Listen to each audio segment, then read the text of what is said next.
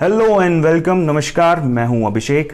ये हमारी खजुराहो सीरीज का पार्ट 3 है, यानी कि भाग 3। इससे पहले भी हम 2 भाग बना चुके हैं। अगर आपने वो दोनों भाग किसी कारणवश नहीं देखे हैं तो जाइए, डिस्क्रिप्शन में आपको उसका लिंक मिल जाएगा और कंटेंट सजेशन में भी उसका लिंक आपको मिल जाएगा। जाइए और वो 2 भाग देखिए। और जो लोग पहले देख चुके हैं उनसे मैं यही कहना चाहूँगा कि खजुराहो का जिक्र जब भी हम करते हैं तो अक्सर हमारे दिमाग में आती हैं नग्न क्रीड़ाओं में लिप्त कुछ मूर्तियाँ। जी हाँ, लेकिन भारतीय आध्यात्मिकता में संभोग को भी मोक्ष का रास्ता माना जाता रहा है। दुनिया भर में, विश्व भर में भारत ही एक ऐसी जगह है जहां कामा सूत्र पर किताब लिखी गई। हम एक ऐसे देश के वासी हैं जहां एक योगी ने, एक तपस्वी ने, जिसने अपने जीवन में कभी संभोग नहीं किया, लेकिन अपने ज्ञान से, अपने तप से कामा सूत्र पर किताब लिख दी। जी हाँ, है ना ये रोचक तथ्य। आज की वीडियो हम देखेंगे कि किस तरह प्राचीन नायिकाएं या प्राचीन स्त्रियां अपनी मांग में सिंदूर भरा करती थी, किस तरह आंखों में काजल लगाती थी, किस तरह के उनके गायन होते थे और गाते समय उनकी वेशभूषा और चेहरे के हाव भाव क्या होते थे और कपड़े किस तरह से पहने जाते थे, और पत्नी कभी रूठ जाए तो पति उस समय उन्हें कैसे मनाते थे। इसका चित्रण मूर्तियों के द्वारा किया गया है। ये सभी दृश्य मंदिर में दर्शाए गए हैं। शराब पीकर अक्सर लोग कैसे व्यवहार करते थे, ज़्यादा शराब पीने पर कैसे लड़खड़ाते थे, नशा उनकी आंखों में भी दिखता था, उनके शरीर के हाव भाव में भी दिखता था। ये सब भी वहाँ पर चित्रित किया गया है। खेलते समय अगर पग में कांटा लग जाए किसी बाग बगीचे में तो उसे कैसे निकाला, के बारे में भी दिखाया गया। चलिए ज़्यादा बात न करते हुए आगे बढ़ते हैं और देखते हैं खजुराहो के मंदिर को, वहाँ के गाइड महोदय की दृष्टि। देखिए ये लाइट दिख रही है आपको। देखिए आईना देख के सिंदूर लगा रही है। सबसे फेमस मूर्ति है यहाँ का। और देखिए उसके गले में जो नेकलेस है वो देखिए स्टाइलिश नेकलेस। उसके नेकलेस के बीच में से एक चेन निकल रही है जो दूसरी चेन को क्रॉस कर रही है। देखिए आज का फैशन है ये, देखिए, है ना। अब उसी के जस्ट ऊपर वाली जो लेडी है ना, ये वाली दिख रहा है, तो देखिए बॉल पकड़े हुए है, बॉल फेंक रही है, तो पीठ पे देखिए मसल्स दिखेंगे आपको, यानी एक्सपर्ट लेडी है। और बॉल फेंकने का अंदाज देखिए, हरभजन सिंह बॉलिंग कर रहा है, देखिए 1000 वर्ष पहले, है ना। तो 1000 वर्ष पहले ये कंदुक क्रीड़ा गेम होता था। तो एक लेडी कपड़े की गेंद बना के उसको फेंकती थी, दूसरा उसको कैच कर लेती थी। ये मनोरंजन के साधन थे उस जमाने के। अब देखिए यहाँ पर ये तीसरी ये लाइट दिख रही है आपको। देखिए लेडी की लिप्स खुले हुए हैं, आंखें बंद हैं और एक हाथ कान पे लगा हुआ है। ये गायिका है, सिंगर है, गाना गा रही है। तो यहाँ पर मूर्तियों में जो पत्थर पे ऐसे भाव डाले गए हैं, उसी के लिए खजुराहो मंदिर फेमस है आपका। उसके ऊपर आप देखेंगे तो देखिए लेडी को वस्त्र पहनते हुए दिखलाया गया। तो जो अपनी टेक्सटाइल होती थी, चंदेरी महेश्वरी सिल्क की साड़ियाँ चलती थी, वो देखेंगे ये आप, ये ऊपर वाला। तो मेनली जो है मूर्ति कला है।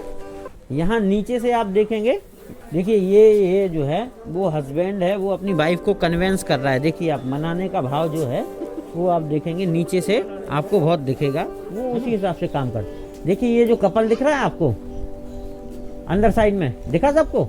देखिए अंदर जो है खजूर का पेड़ लगा हुआ है। खजूर के पेड़ से ताड़ी बनती थी उस जमाने में, है ना। तो ताड़ी के मटके देखिए आप नीचे रखे हुए हैं। और एक मटका देखिए लेडी के हाथ में भी है, पॉट के माध्यम से she is serving liquor to him. ठीक है, दोनों ने ड्रिंक कर ली। अब देखिए जो कोई ड्रिंक करके अपने सामने आता है तो नशा आंखों में, चेहरे पे बोलता है। जब सर आप फोटो निकालेंगे ना तो आपको दोनों की आंखों में नशा दिखेगा।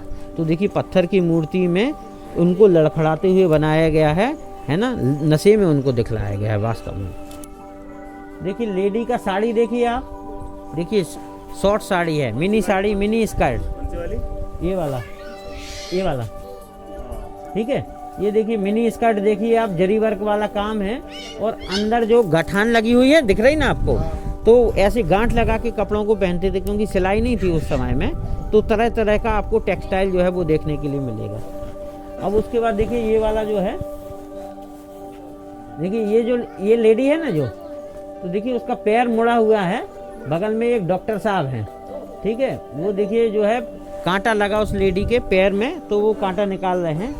गौर से देखिए डॉक्टर साहब के कंधे पे बैग देखिए आप, देखिए स्टाइलिश बैग टंगा हुआ है, गुची बैग है, देखिए 1000 वर्ष पुराना है ना। देखिए हाँ, फ्लैप बैग है। कानों में देखेंगे टॉप्स दिखेंगे उस लेडी के, हेयर स्टाइल आप देखेंगे अलग अलग मिलेंगे। आप मूर्तियों में गिन सकते हैं 56 तरह के हेयर स्टाइल आपको देखने के लिए मिलेंगे और ज्वेलरी का ज़बरदस्त कलेक्शन आपको देखने के लिए मिलेगा। तो हमारा भारत कितना विकसित था 1000 वर्ष पहले, वो चीज़ आप जो है वो देखेंगे इसमें। अब कोने में आप देखेंगे एक जो लविंग कपल दिख रहा है ना आपको, सबसे कोने में पहली लाइन में नीचे मंकी है एक, है ना। तो देखिए, one loving couple disturbing by the monkey, ठीक है। अब देखिए मंकी को आप गौर से देखेंगे तो जैसी लेडी मंकी को देख रही है वो डर गई है, और डर का पूरा फ़ायदा वो जेंट्स उठा रहा है, क्योंकि डर के मारे ही लेडी जेंट्स के पास गई है।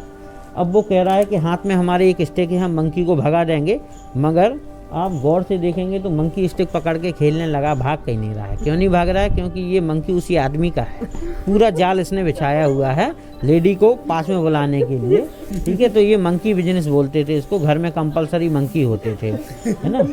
ये आप देखेंगे, हाँ ये साउथ इंडिया में बहुत मिलेगा आपको फिगर। हाँ ये ट्रिक होती थी उस ज़माने में। वो देखिए उन्होंने पहले ड्रिंक किया, फिर देखिए डांस कर रहे हैं कोने में।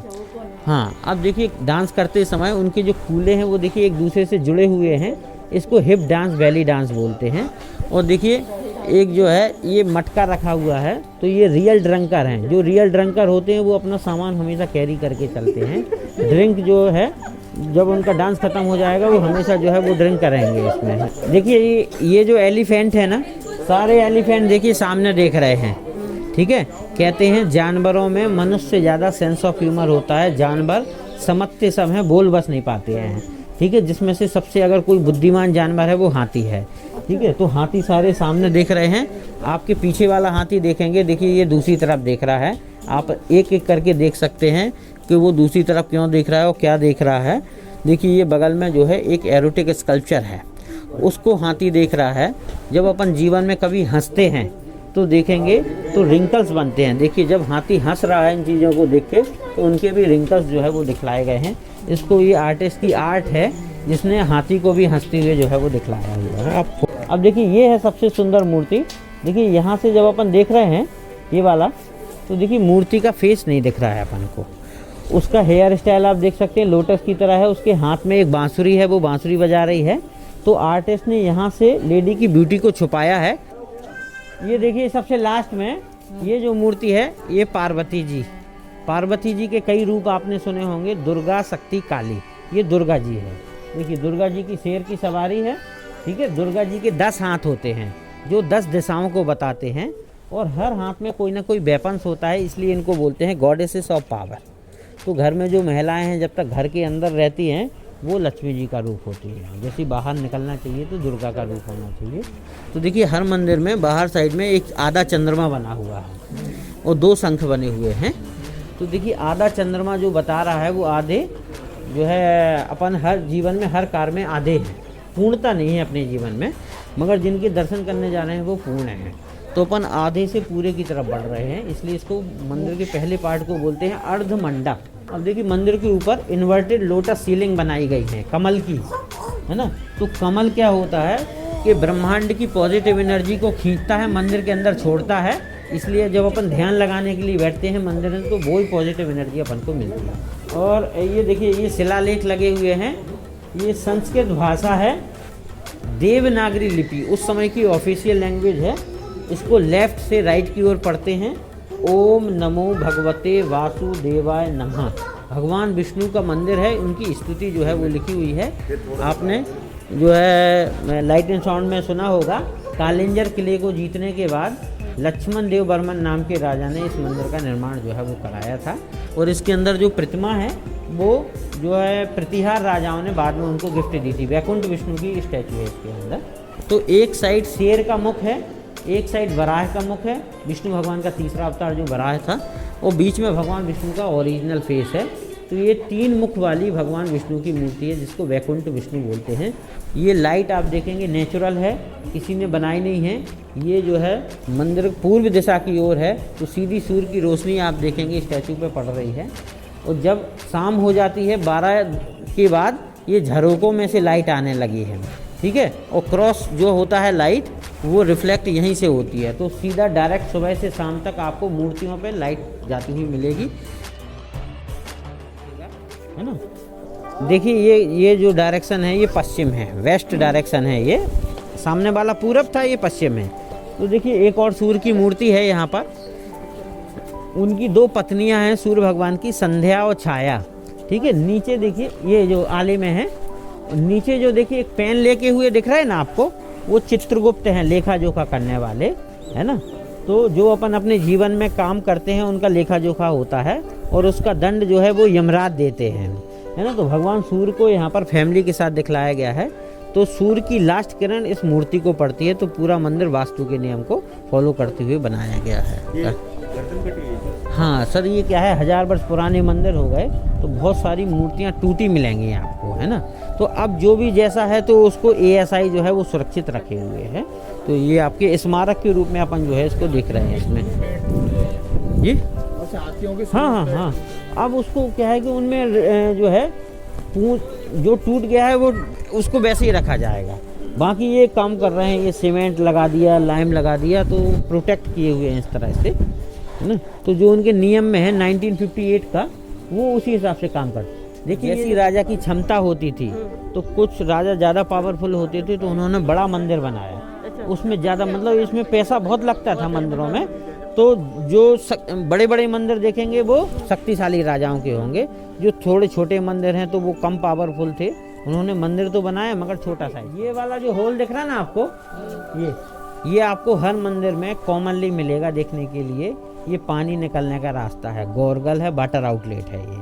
तो उस समय जब पूजा अभिषेक होता था उसका पानी यहाँ से निकलता था। अभी तो पूजा अभिषेक वगैरह नहीं होता है, मगर पानी निकलने का जो रास्ता होना चाहिए वो नॉर्थ ईस्ट होना चाहिए, ईशान कोण होना चाहिए। तो आप अगर अपना घर का मंदिर बनाते हैं, अपने वास्तु के हिसाब से घर बनाया है तो घर का मंदिर बनाते हैं अपन नॉर्थ ईस्ट पे, जिस पे सबसे ज़्यादा एनर्जी होती है। मतलब घर में अगर सबसे ज़्यादा एनर्जी है वो नॉर्थ ईस्ट पे है, ठीक है ना। अब कोने में मेरी आपसे एक रिक्वेस्ट है कि जब भी आप किसी प्राचीन जगह पर जाते हैं, प्राचीन मंदिरों को देखते हैं, महलों को देखते हैं, इमारत को देखते हैं, किले को देखते हैं, तो वहाँ जाकर ऑथराइज जो गाइड हैं वहाँ के, उन्हें ज़रूर बुक कीजिएगा। जो गवर्नमेंट द्वारा ऑथराइज किए जाते हैं, जो गवर्नमेंट का एग्ज़ाम देकर आते हैं, उनको बुक कीजिएगा, क्योंकि वो आपको बहुत कुछ ऐसे तथ्य बताते हैं, चाहे वो वहाँ की दीवार के बारे में हो, ईंट के बारे में हो, पत्थर के बारे में हो, कील के बारे में हो, पॉजिटिव चीज़ों, नेगेटिव चीज़ों, हर चीज़ को वो बताते हैं। तो उनसे आपको बहुत कुछ सीखने को मिलता है। तो उम्मीद करता हूँ आप जब भी जाएँ वहाँ गाइड ज़रूर करें।